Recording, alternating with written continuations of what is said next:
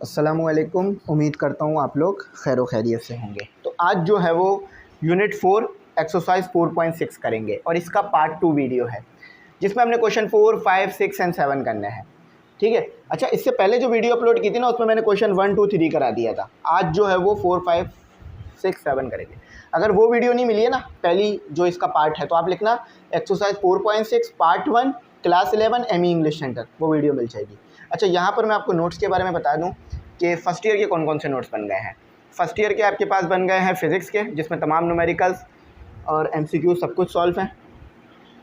ठीक है। फिज़िक्स के नोट्स बन गए हैं और केमिस्ट्री के बन गए हैं, इसमें भी तमाम न्यूमेरिकल्स क्वेश्चन आंसर सॉल्व हैं। इंग्लिश के बन गए हैं तमाम एक्सरसाइज, समरीज, ऐसे, लेटर, एप्लीकेशन, क्वेश्चन आंसर्स और रिव्यू एक्सरसाइज, ग्रामर सब सॉल्व है। अच्छा, इसके अलावा आपके पास बन गए हैं बायोलॉजी के। ठीक है। इसके अलावा उर्दू के बन गए हैं। तो ये आपके नोट्स बन गए हैं फर्स्ट ईयर के, हमारे खुद के कोचिंग के। तो इसकी फ़ीस जो है हमने वो 600 रखी है। ठीक है। तमाम सब्जेक्ट के आपको ये नोट्स मिल जाएंगे, मार्कर साथ नहीं ले रहे। ठीक है। अच्छा, इसके अलावा अगर आप ग्रुप में ऐड होना चाहें तो ग्रुप की फ़ीस है हमारी 2000, जिसमें आपको तमाम सब्जेक्ट के notes, guess paper, model paper, test session, live session, recorded session सब मिल जाएगा। इजी पैसा नंबर आ रहा है, उसी पे आप इजी पैसा कर सकते हैं, उसी पे आप व्हाट्सएप पे हमसे कांटेक्ट कर सकते हैं। ठीक है। तो फ़ीस पे करने से पहले भी चाहो तो कांटेक्ट कर सकते हो, या बाद में फ़ीस पे करके भी कांटेक्ट करोगे तो फ़ौरन तमाम चीज़ें मिल जाएंगी। अगर ग्रुप में ऐड होगे तो नोट्स बाय करना नहीं पड़ेंगे, वहाँ पे वो फ्री मिल जाएंगे। तो अब जो है वो अपना क्वेश्चन नंबर 4 करते हैं। स्टूडेंट, अब है हमारे पास हमारा क्वेश्चन नंबर 4, पेपर के पॉइंट ऑफ व्यू से मोस्ट इम्पॉर्टेंट क्वेश्चन। फिर बोल रहा हूँ, ये क्वेश्चन मोस्ट इम्पॉर्टेंट है, बिल्कुल भी आपने रिस्क नहीं लेना, इसे नहीं छोड़ के जाना। ठीक है। बहुत आसान भी है, मोस्ट इम्पॉर्टेंट भी है। लिख लो, मार्क कर लो, जो भी करना है कर लो, लेकिन ये बात याद रख लो, मोस्ट इम्पॉर्टेंट। ठीक है। ये क्वेश्चन मोस्ट इम्पॉर्टेंट पेपर में देखने के लिए ज़रूर आ सकता है। 90% तक चांस है, 90% तक चांस है आ जाए। अच्छा, उसको सॉल्व करते हैं। अब थोड़ा सा ना ध्यान से सॉल्व करना है इसको, क्योंकि इसमें 2-3 लॉजिक्स हैं वो मैं बताऊँगा। कहते हैं for what value of N. बात तो शुरू में ही समझ में आ गई कि एन की वैल्यू पता करनी है आपने। इस ए एन माइनस टू यानी पावर में बी की power N minus two divided by A N minus three plus B N minus three, the G M between A and B. A और बी के दरमियान एक जी एम है, वो ये है। आपको पता है ना, एक ए की वैल्यू होती है, सबसे वैल्यू ए की होती है, फिर बीच में जी एम आता है, फिर बी की वैल्यू। तो ये जो बीच वाला जी एम है ना, ये चीज़ है। बात समझ में आ रही है ना, ये चीज़ गिवन है आपको। तो आपने क्या लिखना होगा, जी एम का फॉर्मूला लिखना होगा सबसे पहले आपने, जी एम। उसके बाद क्या होता है, plus minus whole radical A B. इन्होंने कह दिया है ये जी एम है, तो जी एम की जगह पर मैं ये रख सकता हूँ। तो वो मैंने रख दिया A N minus two plus B N minus two divided by A N minus three plus B N minus three. अच्छा, प्लस माइनस लिखने की ज़रूरत नहीं है, सिर्फ ए बी लिख लो और रेडिकल को, स्क्वायर रूट को ऐसे लिख दो 1/2। सबको पता है स्क्वायर रूट ऐसे लिखा जाता है। अच्छा, यहाँ तक तो हो गया, ये तो आसान था, कोई मुश्किल चीज़ थी नहीं। अब ये वाला जो डिनोमिनेटर है वहाँ ले जाके मल्टीप्लाई करा दो, तो आपके पास आ जाएगा A N minus two plus B N minus two equal to A N minus three A B. ठीक है। पहले पूरा ब्रैकेट लिख दो ताकि फिर ना मुश्किल ना हो। A N minus three A B 1/2। ठीक है। अब ये जो ए बी 1/2 है ना, ये जो ए बी 1/2 है, ये सबके साथ ए बी की पावर 1/2 जो है, ये सबके साथ आपका जो है वो अब मल्टीप्लाई हो जाएगा। ठीक है। सिंपल जो आपकी मल्टीप्लिकेशन होती है ना, वो वाली इसमें मल्टीप्लिकेशन हो जाएगी। ठीक है। तो चलो लिखते हैं ज़रा, A N minus two plus B N minus two. अच्छा, ए 1/2 अलग अलग करके लिख रहा हूँ, बी 1/2 इसके साथ मल्टीप्लाई हो गया तो क्या हो गया, ए एन माइनस थ्री। अच्छा, अब A 1/2 B 1/2 B N minus three के साथ मल्टीप्लाई हो गया। ठीक है। अच्छा, अब बेसिस सेम पावर ऐड वाला कॉन्सेप्ट इस्तेमाल करो यहाँ पर। अच्छा देखो ये बेसिस सेम है, पावर ऐड हो जाएंगी, तो a पहले b लिख लो, b 1/2 a n माइनस, देखो बेसिस सेम है, ये भी a है ये भी a है, तो 3 + 1/2, ठीक है, बेसिस सेम पावर ऐड। अब आ गया आपके पास a 1/2 b n माइनस 3 + 1/2, देखो यहाँ भी ये हुआ, बेसिस सेम थी, पावरों को ऐड कर दिया गया। अब इसका एलसीएम ले लो, n-2 + b n-2 = b as it is ही आ जाएगा आपका, a आ जाएगा n आ जाएगा। अब माइनस करके देखो एलसीएम में क्या आता है, एलसीएम में क्या आता है -3, ठीक है, थोड़ा ब्लर आ रहा होगा लेकिन मसला नहीं है, + 1/2, तो -5/2, फ्रैक्शन में नहीं, उसमें नहीं लिख दीजिएगा डेसिमल में, -5/2, वरना ये सॉल्व ही नहीं होगा फिर। e 1/2 b n -5/2, ठीक है। यहाँ तक तो किसी भी स्टूडेंट को मुझे उम्मीद है कोई प्रॉब्लम नहीं हुई होगी समझने में। बोर्ड को 2 हिस्सों में डिवाइड कर देते हैं। अच्छा थोड़ा सा स्ट्रेट में डिवाइड करते हैं। अच्छा ज़रा अब देखें मैंने आगे क्या करना है। अब आगे मैंने जो है वो इस चीज़ को ऐसे ब्रेक करना है कि ये जो चीज़ है ना यहाँ से कॉमन निकाली जा सके। समझ में आ रही है मेरी बात, कि मैंने ए को और बी को यहाँ पर ब्रेक करना है मुझे, और ऐसे ब्रेक करना है कि मेरे पास ना ये चीज़ यहाँ से कॉमन निकाली जा सके। तो मैं इस तरह से ब्रेक करके लिखता हूँ कि ए, ठीक है, ए लिख दिया 1/2। अब आप बोलोगे सर ये आप करके आ रहे हैं, बात समझ नहीं आ रही, अभी समझ में आ जाएगी, मैं बताता हूँ क्या हो रहा है। ये n-5/2, क्योंकि मुझे यहाँ से ये चीज़ कॉमन निकालनी है, तो इसीलिए मैं इसके साथ ऐसा कुछ सिस्टम लगा रहा हूँ, ठीक है। अभी मैं समझाता हूँ हुआ क्या है। b, जैसे हम बेसिस सेम होती है ना तो पावरें ऐड कर देते हैं, तो यहाँ पर बेसिस को अब अलग अलग कर रहे हैं। पहले हम यहाँ पर ये किया था, ये तो आसान होता है बेसिस सेम पावर ऐड, लेकिन अब हम क्या कर रहे हैं कि हम बेसिस को अलग अलग कर रहे हैं। ज़रा मैं इसको बताता हूँ, 1/2 पहले लिख लो, ये याद नहीं करना है, ये कॉन्सेप्ट है, इसको ज़रा समझना है। अब देखो ये हो कैसे रहा है, अब दोबारा समझ लो बेसिस सेम है, पावरें ऐड कर दो, तो वही बन जाएगा आपके पास -2, 1/2 माइनस, देखो ये बेसिस सेम है, ये भी a है ये भी a है, 5/2, तो देखो हमारा दोबारा -2 आ गया है ना, तो यही तो था -2, और n तो वैसे भी आना ही है, तो यहाँ पर आपके पास ये ऐसे गिवन था a n - 2। आपने क्या किया, a को अलग कर लिया, 1/2 को अलग कर लिया, a n - 5/2 को अलग कर लिया, ये चीज़ इसी के बराबर है। दोबारा इस चीज़ को सॉल्व करोगे ये चीज़ आ जाएगी, यानी आपको ये चीज़ दी हुई हो, ये बनाना तो बहुत आसान हो जाता है, लेकिन हमें क्या था यहाँ पर, हमें ये चीज़ दी हुई थी, हमने ये वाली चीज़ बनाई है। तो दोबारा बेसिस सेम है, पावर ऐड कर लो, तो एक टाइम a आ जाएगा फिर n आ जाएगा, 1/2 माइनस 5/2 के साथ सॉल्व हो जाएगा, ठीक है। तो ये बड़ा सिंपल काम था, हो सकता है थोड़ा मुश्किल हुआ हो लेकिन ये सिंपल ही था। अच्छा तो अब मैं यहाँ लिखूँगा b 1/2 a n - 5/2 plus a 1/2 b n - 5/2, ठीक है। सब कुछ मैं उम्मीद करता हूँ क्लियर होगा, सिर्फ इस 5 के अलावा ये थोड़ा अनक्लियर है। अच्छा अब क्या करना है मैंने, अब मैंने सारी वैल्यूज़ को उस तरफ ले जाना है।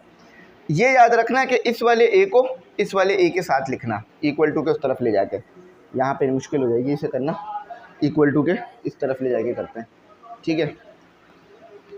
अच्छा इसको देखते रहो बराबर में नीचे, कि ये पहले मेरे पास आ गया a 1/2 a n - 5/2, ठीक है, ये चीज़ आ गई। अब ये वाली चीज़ उधर ले आओ, माइनस में आ जाएगी b 1/2 a n - 5/2, ठीक है। अब ये वाली चीज़ लिख दो, देखो ये पहले हमने लिखा फिर हमने ये लिखा, अब हम ये लिख रहे हैं, इक्वल टू के उस तरफ ही है वो, तो वो प्लस में रहेगा b 1/2 b n - 5/2, ठीक है, अब उसको उधर ले आओ, माइनस में आ जाएगा A 1/2 B N minus 5/2 equal to 0। ठीक है, कोई मुश्किल नहीं है। थोड़ा बहुत मुझे उम्मीद है कि ये इतना डार्क नज़र भी आ रहा होगा और पावर थोड़ी वाज़े नहीं होंगी, लेकिन अब वाज़े हो गई होंगी। ठीक है, मैं बता देता हूँ, ये -5/2 है, ये 1/2, ये 1/2, ये n -5/2, 1/2 n -5/2, 1/2 n -5/2। अच्छा देखो, कॉमन निकल रहा है, n -5/2 यहाँ से कॉमन निकल रहा है, तो यहाँ से कॉमन निकाल लिया। अंदर क्या बच गया, a 1/2 माइनस b 1/2। देखो यहाँ भी a n -5/2, यहाँ भी a n -5/2 कॉमन निकाल लिया। अच्छा, प्लस आ जाएगा, यहाँ से कॉमन निकल रहा है b n -5/2। क्यों? क्योंकि देखो यहाँ भी b n -5/2 पावर में, यहाँ भी b n -5/2 है।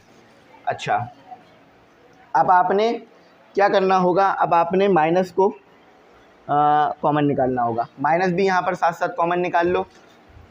चलो बल्कि एक स्टेप आगे कर लेते हैं। तो ये माइनस a हो गया 1/2 और प्लस b 1/2 इक्वल टू 0। ठीक है, अब मैं माइनस कॉमन निकाल लेता हूँ क्योंकि मुझे ये चीज़ बनानी है यहाँ पर। तो ये a n -5/2 a 1/2 minus b 1/2, minus common निकाल लिया तो इधर आके मल्टीप्लाई हो जाएगा, minus plus minus b n -5/2। ये माइनस कॉमन निकाला है तो यहाँ प्लस हो जाएगी वैल्यू, माइनस कॉमन निकाल के साइन तब्दील, ये प्लस था तो माइनस हो जाएगा 0। ठीक है, अब तक तो मुश्किल नहीं हुआ होगा, आसानी है यहाँ तक तो। अच्छा, अब देखो a 1/2 minus b 1/2, a 1/2 minus b 1/2, इसको भी कॉमन निकाल लो। तो a 1/2 माइनस b 1/2, अंदर क्या बच गया, a n minus 5/2 minus b n 5/2 equal to 0। ये यहाँ मल्टीप्लाई हो रहा है, 0 के साथ डिवाइड होकर ख़त्म हो जाएगा। ठीक है, देखो यहाँ मल्टीप्लाई हो रहा है ना, 0 के साथ डिवाइड होकर ख़त्म हो जाएगा। 0 से कोई भी चीज़ डिवाइड करो 0 रहती है। तो a आ गया a n minus 5/2 minus b n minus 5/2 equal to 0। ये यहाँ माइनस से वहाँ जाके प्लस हो जाएगा, a n minus 5/2 b n minus 5/2। अब देखो यहाँ पर 1 तो मौजूद है आपके पास, है ना, यहाँ पर 1 मौजूद है, तो ये 1 के साथ मल्टीप्लाई हो रहा है, वहाँ जाके डिवाइड हो जाएगा। अब मैं समझाता हूँ किस तरह से। 2 इक्वल टू 2 इस इक्वल टू 0 होता है ना, लेकिन 2 डिवाइडेड बाई 2 इक्वल टू 1 आता है। क्यों? 1 1 पर आता है, तो 1 इक्वल टू 1 आ रहा है। समझ में आई बात? अगर आप इसको माइनस प्लस करोगे तो ये ख़त्म हो जाएगा, लेकिन अगर आप इसको डिवाइड करोगे तो 1 बच जाएगा। क्यों? क्योंकि यहाँ पर आपके साथ 1 होता है, इसीलिए ऐसा हुआ। तो यहाँ पर जब आप इसे माइनस प्लस कर रहे थे तो अलग कंडीशन थी, लेकिन जब आप इक्वल टू के उस तरफ लाके डिवाइड कर रहे हो तो यहाँ 1 हैगा आपके पास। a n minus 5/2 b n minus 5/2 equal to 1। अच्छा, थोड़ा इधर भी कर लेंगे, जगह काफ़ी है। देखो दोनों के पास एक ही चीज़ मौजूद है तो कॉमन निकाल लिया मैंने। a b पावर एक ही है तो कॉमन निकाल लिया, n 5/2 इक्वल टू 1। अब देखो हमें एक रूल पता है कि a की पावर 2 हो और a की पावर 3 हो, a की पावर n हो, तो a से a कैंसिल हो जाएगा, n इक्वल टू 2 हो जाएगा। ये चीज़ आपको अच्छी तरीके से पता है ना। तो यहाँ पर एक कॉन्सेप्ट लगेगा, और वो कॉन्सेप्ट क्या है कि a की पावर b की पावर 0 इक्वल टू 1 आएगा। ये बात याद रखना, a b की पावर 0 इक्वल टू 1 आएगा। तो मैं क्या करूँगा, इस 1 की जगह पे a की पावर a/b की पावर 0 ले लूँगा। क्यों? क्योंकि किसी भी चीज़ की पावर 0 हो वो 1 हो जाता है। तो यहाँ पर आ जाएगा a, ये इधर से कर रहा हूँ मैं, ठीक है, ठीक है, तो मैं यहाँ से ये कर रहा हूँ, a/b n minus 5/2 equal to a/b की पावर 0। ठीक है, 0 हो गया। ये a/b को कैंसिल कर देगा, तो क्या बचेगा n/5/2 इक्वल टू 0। यहाँ माइनस से वहाँ जाके प्लस हो जाएगा, तो 5/2। तो n की वैल्यू जो आ रही थी वो आ रही थी 5/2। अब सही किया है या गलत ये हमारा ग्लॉसरी बताएगा, मतलब ग्लॉसरी बताएंगी। अब आप उसको लड़का भी कह सकते हो, लड़की भी कह सकते हो। अच्छा तो चलो, हाँ, क्वेश्चन नंबर 4 का जवाब बिल्कुल ठीक आ गया, 5/2। समझ में आया पूरा कॉन्सेप्ट, पूरा सवाल आपके सामने मौजूद है। Most important question for board exam. मैं उम्मीद करता हूँ कोई स्टूडेंट छोड़ के नहीं जाएगा। एक एक चीज़ें वाजे हैं, एक एक स्टेप वाजे है, सब कुछ यहाँ पे शो कर दिया है। यहाँ पर हेयर लिख लो ताकि आपको समझ में आ जाए कि आपने 1 की जगह पर a/b की पावर 0 ली है। ये एलसीएम किस तरह ब्रेक, ये आप मैंने पावर किस तरह ब्रेक की, ये भी बात समझ में आ गई होगी। बाकी तो कोई हार्ड स्टेप नहीं है, कॉमन वगैरह ही निकाला है मैंने। जीएम का कॉन्सेप्ट भी इधर लगाया, वो भी समझाया। अच्छा, अब हम अपना क्वेश्चन नंबर 5 करेंगे। बाकी क्वेश्चन इससे आसान है, लेकिन वो भी पेपर के लिए इंपॉर्टेंट है। ये मोस्ट इंपॉर्टेंट था, ये ज़रूर आता है, एग्जामिनर को बहुत पसंद है ये क्वेश्चन। अच्छा, अब आपके पास एक और मोस्ट इंपॉर्टेंट क्वेश्चन, ठीक है, तो इसको हमने प्रूफ करना है। मैं फिर सवाल दोहराता हूँ कि आपने ये चीज़ प्रूफ करके बतानी है कि जो आप ज्योमेट्रिक मीन निकालते हो ना, क्या वो बराबर होता है रूट ऑफ XY के। इसको ज़रा समझो, बात वैसे समझ में आ जाएगी, बहुत मुश्किल नहीं है। आप ज्योमेट्रिक मीन निकालते हो ना, जीएम निकालते हो आप, क्या वो जीएम इसके बराबर आता है, ये आपने प्रूफ करना है XY के, ये आपने प्रूफ करके बताना है। क्यों, आप क्या करते हो, आपको ना ए की वैल्यू पता होती है और आपको बी की वैल्यू पता होती है, और आप उस फॉर्मूले की मदद से, ए बी के फॉर्मूले की मदद से आप जीएम पता निकाल लेते हो, यानी बीच वाली टर्म पता लगा लेते हो। तो यही चीज़ आपको प्रूफ करके बतानी है। फॉर एग्जांपल ये ए है, ये बी है, अभी ए आपको एक्स दे दिया और बी आपको वाई दे दिया, तो क्या वाकई ही ये एक्स और वाई जिससे आप ज्योमेट्रिक मीन निकाल रहे हो, क्या वो ये वाली टर्म देता है, ये आपने इस बार बताना है। अब इसके लिए ना थोड़ा सा एक दो चीज़ें आपको याद रखनी पड़ेंगी, जो कि कॉन्सेप्ट बेस ही होंगी, कोई रटने वाला सिस्टम इसमें नहीं है। सबसे पहले इन्होंने सवाल में क्या कहा है, show that the nth root. देखो ये nth रूट हो गया, show that the nth root of product, यानी यहाँ पर आप प्रोडक्ट ले रहे हो किसका, ज्योमेट्रिक मीन XY का प्रोडक्ट ले रहे हो और nth रूट ले रहे हो, यानी स्क्वायर रूट ले रहे हो, और वो आपके पास बराबर है किसके, XY के। तो ये आपने जो है वो बताना है, ज्योमेट्रिक मीन जो है वो आपके पास इसके बराबर आता है, ये आपने इधर बताना है। सबसे पहले आपने इसमें क्या करना है, सबसे पहले तो आपने इसके अंदर ना G1 G2 G3 n, क्योंकि देखो उन्होंने nth रूट का है, तो इसी तरह से आप फाइंड करोगे, हम फाइंड करेंगे G1 G2 G3 एंड, बल्कि एंड नहीं लिखा जाएगा इधर, ये ऐसे बनाएंगे, GN तक पता करेंगे, ठीक है। फिर उन सब का प्रोडक्ट ले लेंगे, लेकिन GN हम ऐसे डायरेक्ट नहीं पता कर सकते हैं। GN पता करने के लिए हमें टर्म पता करनी होगी, क्योंकि टर्म से हमें R निकालना होता है। GN का सबसे पहले फॉर्मूला लिख लो, क्या होता है, G का फॉर्मूला आपके पास होता है AR पावर N, है ना, लेकिन ये आपको R नहीं पता, तो फॉर R के लिए आप क्या करोगे, आप पता करोगे, आप इस्तेमाल करोगे GP का formula. For R we use GP formula. अब GP फॉर्मूला आपके पास क्या रहता है, AN इक्वल टू ARN-1। यहाँ पर नंबर ऑफ टर्म्स जो लोगे ना वो आप लोगे, मैं फिर बता देता हूँ, नंबर ऑफ टर्म्स यानी n जो है ना यहाँ पर लोगे आप n+2 लोगे आप, ठीक है। ये याद रखना, ये बहुत इंपॉर्टेंट चीज़ है कि यहाँ पर आप n+2 रखोगे। तो अब ज़रा पता करते हैं। अच्छा, यहाँ पर आपको आखिरी टर्म का इस्तेमाल करना है, इस आखिरी टर्म का इस्तेमाल करना है।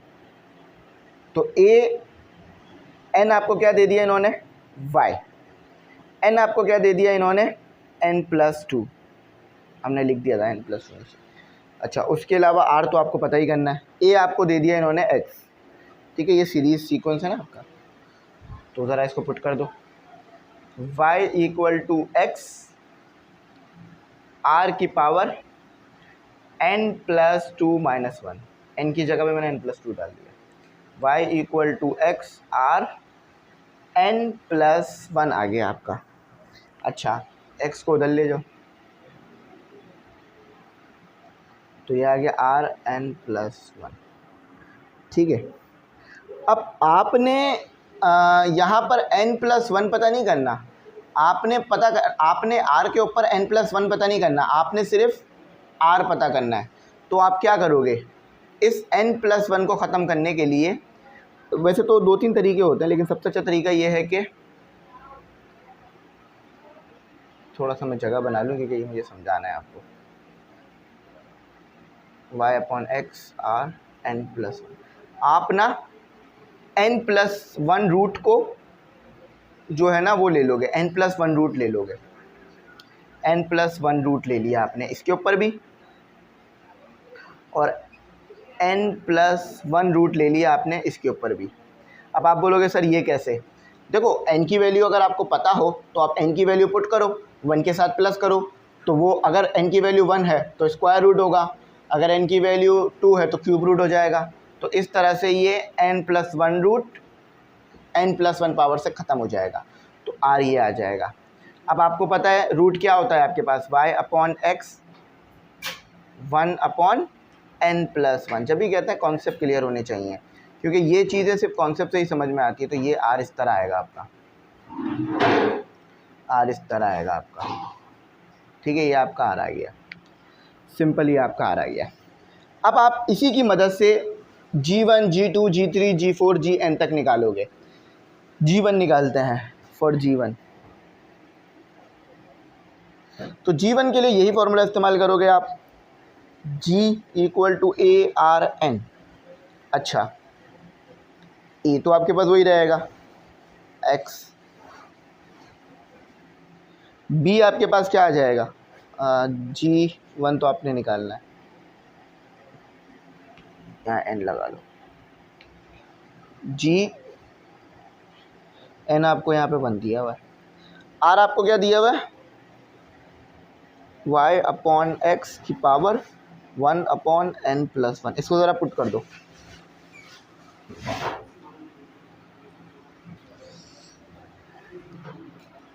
तो ज़रा वैल्यूज़ पुट कर देते हैं, सब्स्टिट्यूट कर देते हैं।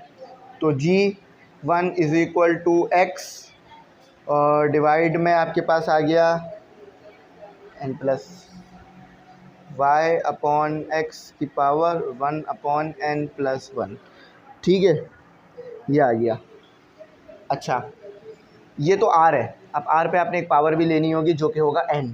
ठीक है, क्योंकि यहाँ पर r ही आपको इन्होंने r खुद ही 1 अपॉन n प्लस 1 की फॉर्म में दिया हुआ है, तो यहाँ n आ जाएगा। अब n हमारे पास यहाँ 1 है, ठीक है, तो 1 से वो तब्दील नहीं होगा। तो G1 आपका क्या आ रहा है कि x y अपॉन x, ठीक है, 1 अपॉन n प्लस 1। ठीक है, ये आपका G1 आ गया। अब इसी तरह से G2 निकलेगा। अब G1, G2, G3 सब में ये सेम ही आना है। G2 निकालते हैं, फॉर G2 लिख दो, फॉर G2। अब मैं ये चीज़ भी बोल सकता हूँ कि G2 के लिए यहाँ पर 2 आ जाएगा, लेकिन वो फिर एक रटवाने वाली बात हो जाएगी ना, तो मैं ज़रा कॉन्सेप्ट से बता देता हूँ कि ये हो कैसे रहा है। Gn का ही फॉर्मूला लगेगा, ए आर पावर n लगेगी। ठीक है, अब a तो यही रहेगा x, a यही रहेगा x, r यही रहेगा y अपॉन एक्स की power 1 upon n plus 1।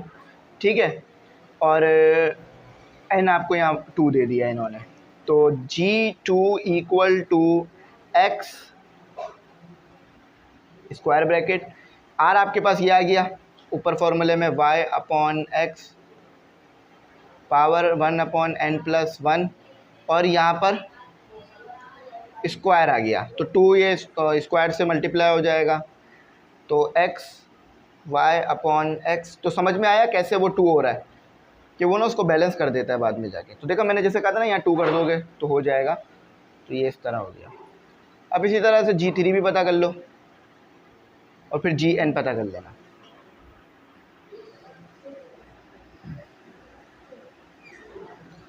For G3 कर लो, तो G3 के लिए क्या करना होगा, अगर चाहो तो यहाँ पर 3 लिख सकते हो डायरेक्ट, लेकिन अगर 3 नहीं लिख रहे, कॉन्सेप्ट से करना चाह रहे हो यानी किस तरह से निकाला, तो फिर वही करो, G N equal to A R N.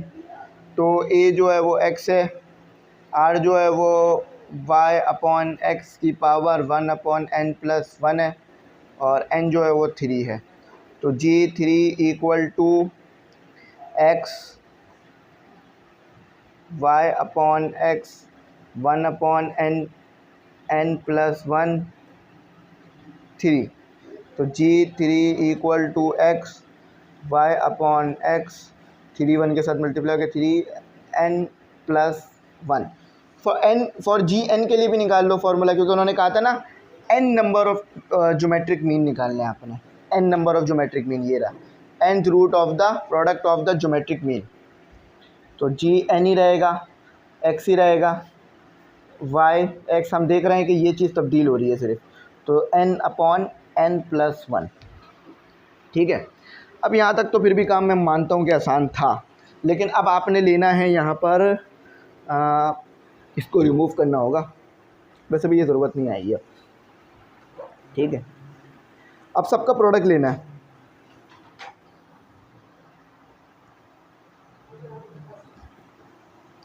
तो लिखो टेक प्रोडक्ट ऑफ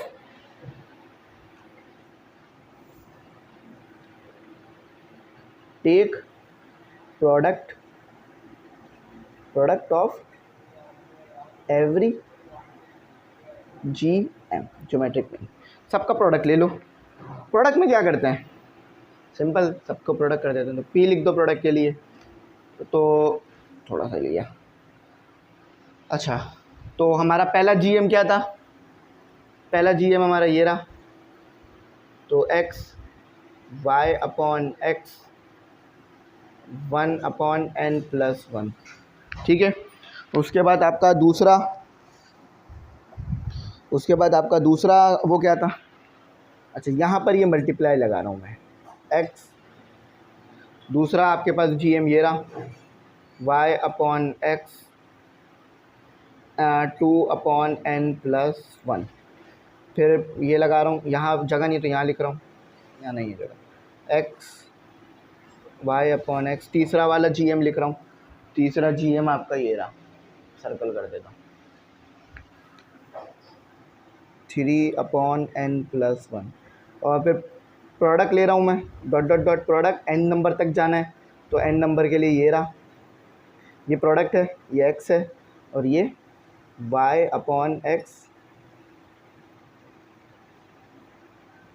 और n अपॉन, मैं थोड़ा समझाता हूँ कि मैंने किया क्या। मैंने पहले इस वाले को इससे मल्टीप्लाई कराया, इस वाले को इससे मल्टीप्लाई करा के लिख दिया। ये G1 है, ये G2 है, ये G3 है।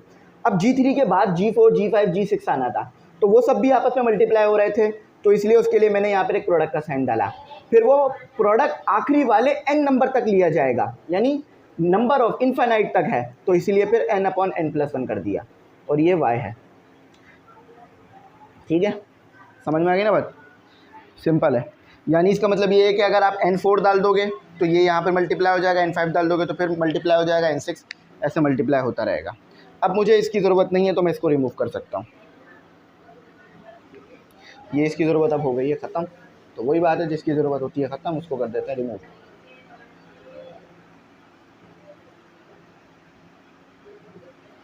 अच्छा, अब आगे बढ़ते हैं, आगे बढ़े चलते हैं। अच्छा, अब देखो इसमें से ना कॉमन निकालो, हो तो प्रोडक्ट रहा है लेकिन निकल भी कॉमन रहा है। क्या कॉमन निकल रहा है, ज़रा ये देखो, इसको समझने की कोशिश करोगे कॉमन कैसे निकलेगा। देखो, ये भी x है, ये भी x है, ये भी x है, ये भी x है, यानी x आपके पास उतने आएंगे जितनी आपके पास टर्म्स होंगी। बात समझ में आ रही है ना भाई। देखो, अगर मेरे पास 4 टर्म ले रहा हूँ तो 4x आएंगे, यानी x मेरे पास उतने ही आएंगे जितने हमारे पास ये n होगा। जैसे कि अगर x मेरे पास ज्योमेट्रिक मीन पहला है तो x1 आ रहा है, ज्योमेट्रिक मीन दूसरा है तो ये वाला x ये वाले x से मल्टीप्लाई होकर x की पावर 2 हो जाएगा। ठीक है, तो ये बात आपको समझ में आ गई कि x कॉमन निकल लिया। अब यहाँ पे y अपॉन एक्स भी है, बेसिस सेम है तो पावर ऐड हो जाएंगी, y अपॉन एक्स, तो ये 1 प्लस 2 प्लस, मैं ज़रा इसको कैसे बनाता हूँ, 1/n+1 plus 2/n+1 plus 3/n+1 plus dot dot dot plus. इसका मतलब ये है कि 3 के बाद और भी नंबर आ सकते हैं, n तक आप जा सकते हो। ये n तक जाना शायद आपको इतना आसानी से समझ ना आ रहा हो, मुझे उम्मीद है, लेकिन मैं इसे समझा दूंगा अभी थोड़ी देर में फिर से। इसका मतलब ये होता है कि देखो 1 plus 2 plus 3 plus dot dot dot plus n। अब n आपको यहाँ पर कह दिया जाए 4 है, तो आप क्या करोगे, 1 प्लस 2 प्लस 3 प्लस 4, इधर रुक जाओगे। अगर कह दिया जाए n 5 है तो प्लस 5 कर दोगे, 6 कह दिया जाए तो प्लस 6 कर दोगे। तो जहाँ तक n लिखा हुआ होता है ना, इसका मतलब ये है कि आगे से आगे वाले नंबर ऐड होता रहेगा, पीछे से आगे वाले नंबर ऐड होता रहेगा। तो ये इसका मतलब ये होता है। अच्छा, अब देखो बेसिस से में पावर है तो ऐड हो जाएंगी। तो 1 plus 2 plus 3 plus dot dot dot plus n, और नीचे सब में ही n+1 आ रहा है तो यहाँ पर n+1 एक टाइम आ जाएगा। अब यहाँ तक तो ये बहुत सिंपल हो गया है। अच्छा, अब ऊपर वाले को, यानी जो ऊपर वाली टर्म है, पहले तो मैं इसमें से कॉमन निकाल लेता हूँ। p = n(x⁴n), इसमें से मैं 1/n+1 कॉमन निकाल लेता हूँ। ठीक है, तो अब ये ऊपर भी एक सीक्वेंस आ गया है जिसमें डिफरेंस सेम आ रहा है, तो इस सीक्वेंस को मैं रिप्लेस कर दूंगा। ये भी एक सीक्वेंस बन रहा है, ये भी देख रहे हो एक सीरीज़ बन रही है। तो इस सीरीज़ को मैं रिप्लेस कर दूंगा किससे, एक फार्मूले से। याद रखना इस फार्मूले को, n+1। इस सीक्वेंस को मैं इससे रिप्लेस कर दूंगा, इस सीक्वेंस को मैं रिप्लेस कर दूंगा n+1 डिवाइडेड बाय 2। ठीक है, अब ये वाला याद रखना, ये सीक्वेंस इस चीज़ को फॉलो कर रहा है, इस फॉर्मूले को फॉलो कर रहा है, तो इसीलिए सीक्वेंस को इससे रिप्लेस कर दिया है, या ये सीरीज़ है, इसको सीरीज़ कह सकते हो आप। ये n+1 ये n+1 से कैंसिल हो गया, तो p = xn, n बच गया और 2 बच गया। समझ आ गई बात। अच्छा, अब देखो ये n सबको अलग अलग दे दो, n/2 अलग अलग कर दो ताकि हम आगे और सॉल्व कर लें। तो y n/2 x n/2, ये यहाँ क्या हो रहा है, डिवाइड, ऊपर जाके हो जाएगा मल्टीप्लाई, तो पावर नेगेटिव हो जाएगी। तो x minus n/2 y n/2। देखो मैं n/2 को इस तरह लिख रहा हूँ, कोई मसला तो नहीं है ना, नहीं, समझ में आ लीजिए। अब इन दोनों का एलसीएम कर लो ज़रा, x बेसिस से में पावर उड़ जाएंगी, n plus minus n/2 y n/2। अच्छा, तो ये हो गया p minus plus minus n minus n/2 y n/2। Direct calculator से करना चाहो कैलकुलेटर से कर लो, तो ये 2 हो जाएगा। कैलकुलेटर से नहीं होगा क्योंकि वो n है ना, इसलिए वो नहीं करेगा। 2n minus n divided by 2, 2 सबके नीचे आ जाएगा। ठीक है, 2 आपने न्यूमरेटर से भी मल्टीप्लाई करा दिया, डिनोमिनेटर से भी मल्टीप्लाई करा दिया और एक टाइम निकाल लिया, एलसीएम लिया है। अगर एलसीएम नहीं समझ आया तो मैं समझा देता हूँ, n/2। इसका एलसीएम लेते हो तो कैसे लेते हो, ये 2n के साथ भी मल्टीप्लाई हो गया, डिवाइड में भी मल्टीप्लाई हो गया, तो n/2 हो गया। 2 2 टाइम है तो एक टाइम लिख लिया, 2n माइनस n हो गया, तो ये कैंसिल हो गया, क्या बन गया, n/2 बन गया। ठीक है, समझ में आ गई ना बात किस तरह हुआ।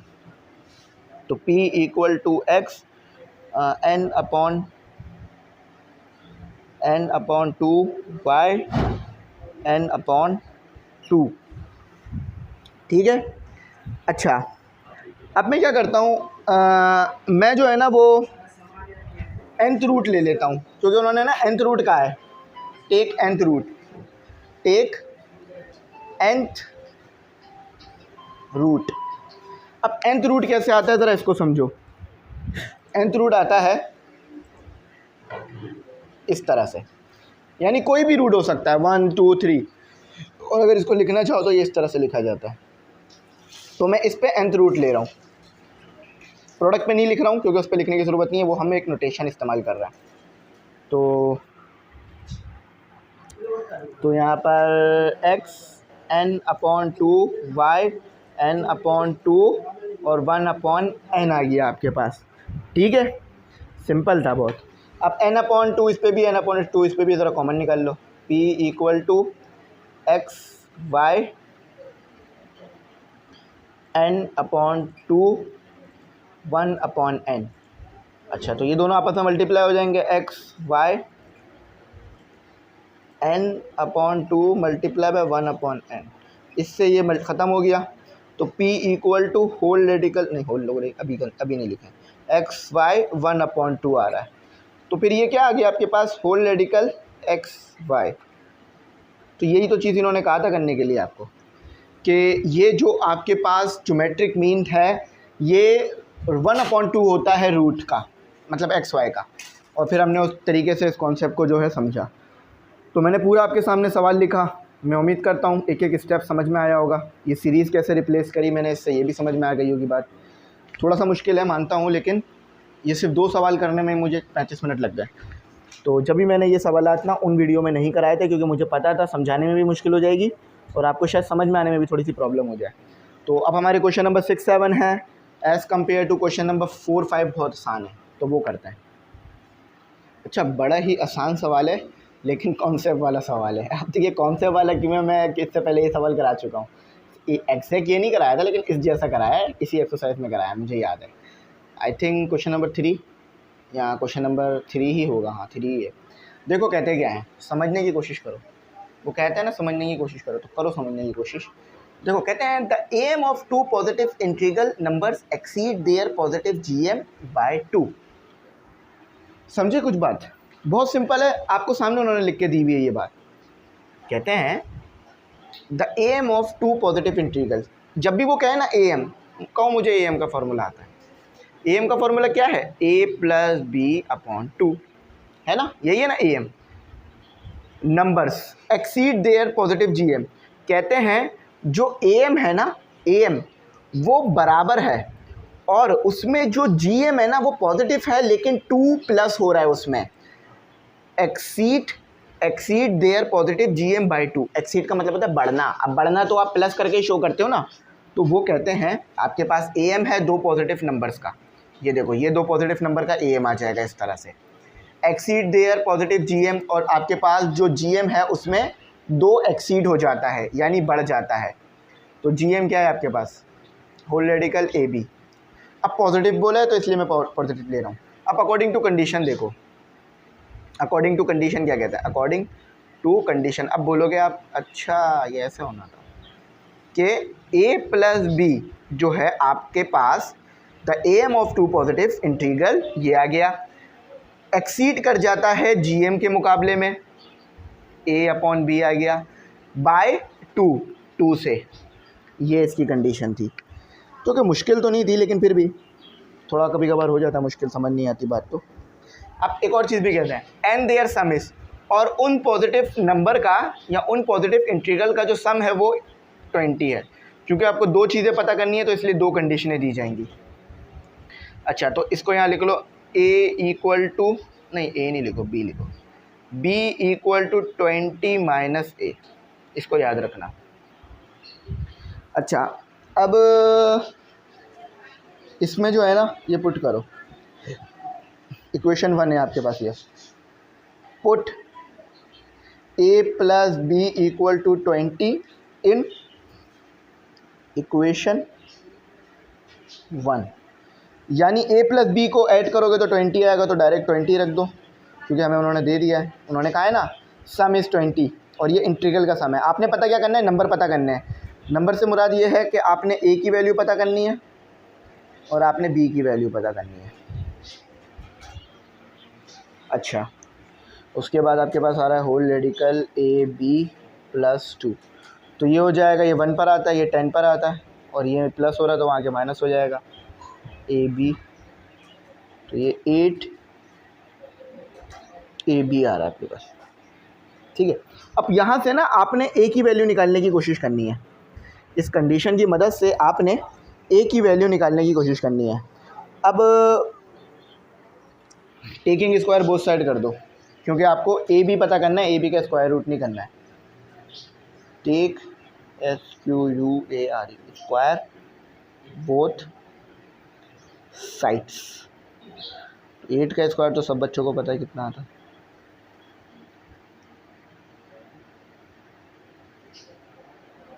A B cancel. 64 हमारे एक टीचर हैं बोलते हैं खल्लास, खल्लास यानी ख़त्म। तो ये भी टीचरों का अपना अपना तरीका होता है पढ़ाने का। ए अच्छा, बी क्या है, पुट कर दो यहाँ पर 20, इसको इक्वेशन 2 बोलो। 20 माइनस ए, 64 20A माइनस ए का स्क्वायर, सबको उधर ले जाओ। A square minus 20A plus 64 equal to 0। LCM ले लो, पहले तो मिडिल टर्म ब्रेक करनी है, तो 64 आएगा आपके पास ए स्क्वायर। इस नंबर को ऐसे ब्रेक करना है कि मल्टीप्लाई कराएं तो 64A आ जाए और माइनस माइनस प्लस करा कर 20 आ जाए। तो ज़रा उस नंबर को ढूंढते हैं।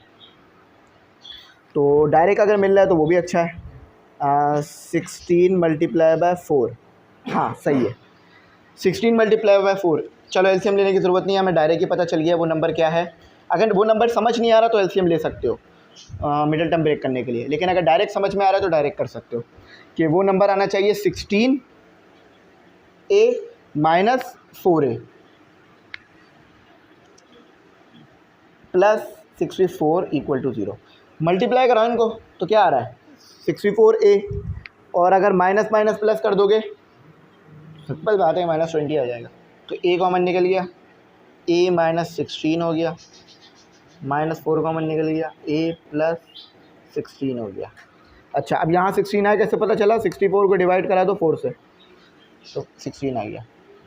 यहाँ भी अच्छा एक गलती हो रही है कि यहाँ माइनस भी कॉमन निकला ना, तो ये माइनस हो गया, ठीक है, माइनस 4 कॉमन निकाला मैंने तो साइन तब्दील हो गया। A minus 16 equal to, equality method लगेगा इसके बाद, A माइनस 16 और A minus 4 equal to 0। Use equality method, equality method. तो A minus 16, A minus 4 equal to 0। तो A इक्वल टू 16 भी आ रहा है और A इक्वल टू 4 भी आ रहा है। तो अब आपने B भी ऐसे ही निकालना होगा। तो यहाँ पर करते हैं, आ जाओ, जगह बहुत है अभी।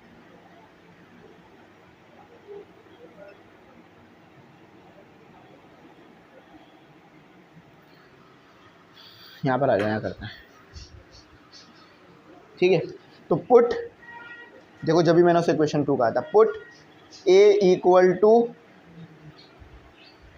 16 इन इक्वेशन 1।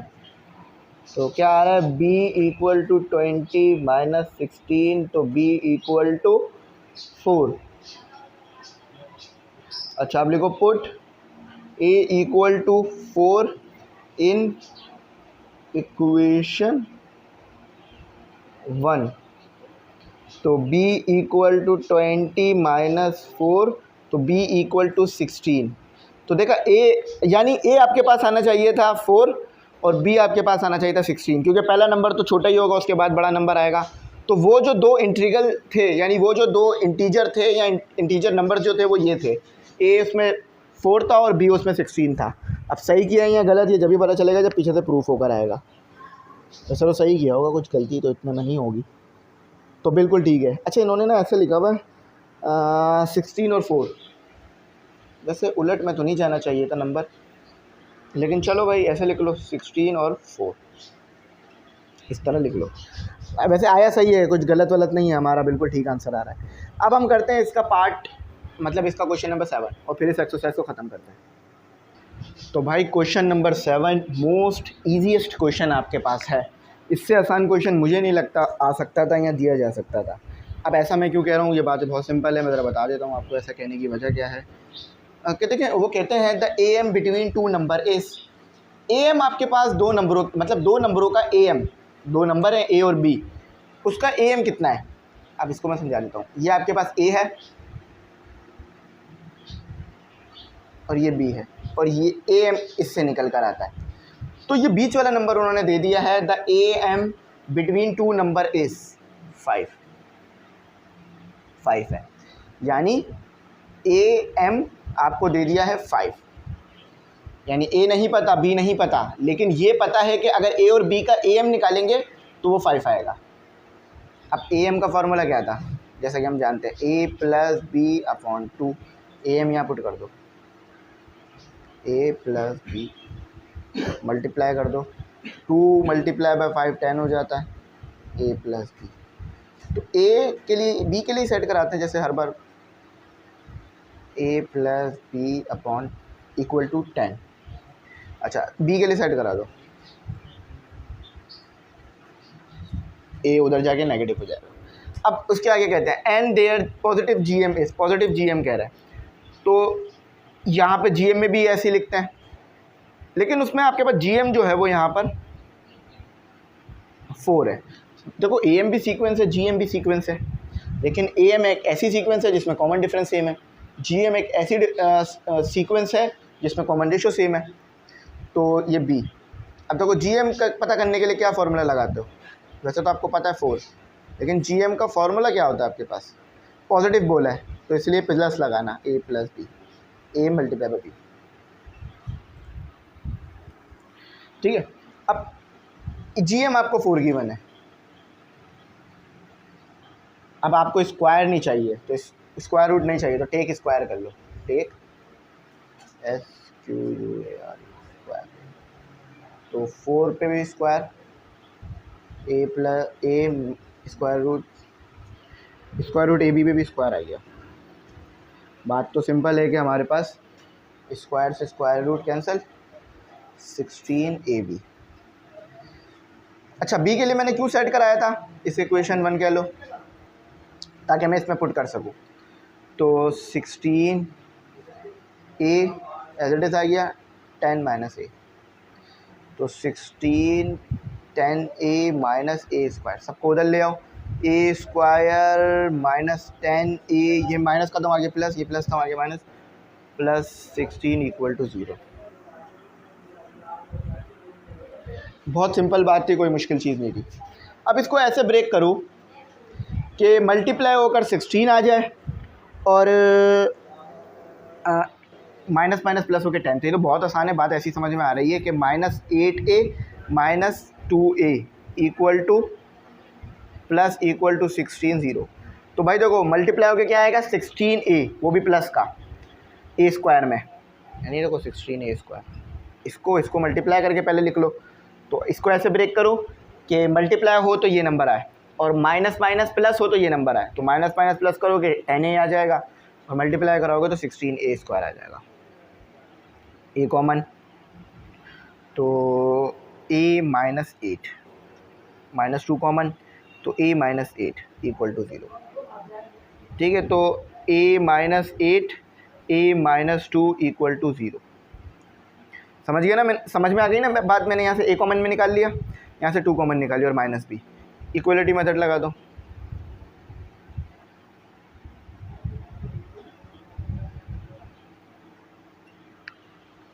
आगे करता है। अच्छा, तो a minus 8 equal to 0, a minus 2 equal to 0, तो a equal to 8, a equal to 2, तो put a equal to 8 in equation 1, तो b equal to 10 minus a, तो b इक्वल टू 10 माइनस 8, तो b इक्वल टू तो 2 आ रहा है। अब लिखो put a equal to 2 in equation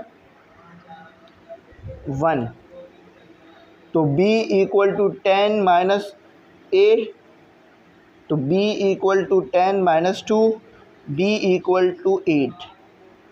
अगर मैं लिखूँ तो a छोटा ही आना चाहिए था, तो 2 a इक्वल टू 2 आना चाहिए और b इक्वल टू 8 आना चाहिए। ठीक है, यानी आपको ये पता चल गया कि ये 2 5 8 जो अननोन नंबर थे ना a और b वो ये हैं। चेक करते हैं कि सही आए हैं गलत है। नंबर तो सही आए होंगे, इतना तो मुझे श्योर है। यहाँ भी वही बात है कि उन्होंने ना इसे 8 का है और इसे 2 का है, तो हमें ए देखो हमारे पास 2 आए थे ना, चाहे 8 ले लो या 2, तो सीक्वेंस के मुताबिक 8 लेना पड़ेगा ए को और बी को लेना पड़ेगा 2। मैं फिर बता रहा हूँ कि आप ऐसे लिख दो ना। अब आपके दिमाग में सवाल आएगा सर हमें कैसे पता चलेगा कि 8 रखना है या 2 रखना है ए को। देखो 8 को माइनस करो 2 से, अगर कॉमन डिफरेंस वही आ रहा है जो कि 5 को माइनस करना पड़ रहा है 2 से, तो सेम आ रहा है, तो ये मानो ठीक है। यानी 5 माइनस 2, 5 माइनस 8 माइनस 3 और 2 माइनस 5 माइनस 3, यानी कॉमन डिफरेंस सेम आ रहा। तो ये बात सही थी कि b जो है वो 8 रखा जाएगा और a जो है वो 2। अब रेशो भी सेम ही आएगा, रेशो भी लेके चेक कर लो, वो भी सेम आएगा। 5 divided by 8, 2 divided by 8, 2 divided by 5। ठीक है, तो ये इस तरह आ गया। ये बिल्कुल सही किया हमने, कोई गलत नहीं है। मैंने पहचानना भी सिखा दिया है कि कॉमन रेशो लेके चेक कर लो, 8 का 5 के साथ, फिर 2 का 8 के साथ, और फिर डिफरेंस भी ले लो। तो यहाँ पर हमारे ये सवाल जो है वो कंप्लीट हुए हैं। मैं उम्मीद करता हूँ अच्छी तरह बात समझ में आ गई होगी। समझ ना आई हो ना तो पूछ लेना, मैं इंशाल्लाह बता दूँगा। और अब जो है हमने करना है अपना एक्सरसाइज 4.7, इंशाल्लाह कल करेंगे, आज नहीं कर रहे हैं। आज मैं कुछ और वीडियोस भी आपके लिए अपलोड करूँगा रिकॉर्ड करके। तो मैं उम्मीद करता हूँ आपको मेरी बात समझ में आई होगी। ग्रुप में ज़रूर ऐड होना ताकि आगे भी इंशाल्लाह मटेरियल मिलता रहे। Thanks for watching. अल्लाह हाफिज़। कीमती दुआओं में ज़रूर याद रखना।